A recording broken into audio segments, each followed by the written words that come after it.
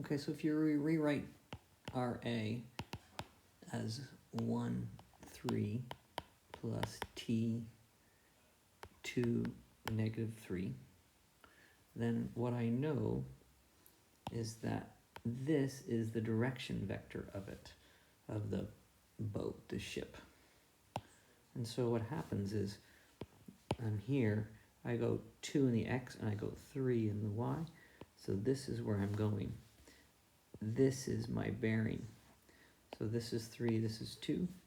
If I have theta, tangent theta is opposite over adjacent, theta is 56.3, so the bearing is then 90 plus 56.3, which is from your answer key 146.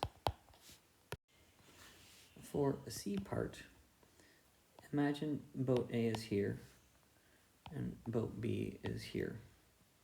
And so maybe boat A is going this direction, boat B is going this one. You could figure it out from, but somewhere along the line, this vector here, AB, is going exactly southeast, it says. And so if I make north, east, and south, this is 45 degrees, which means that this and this are equal.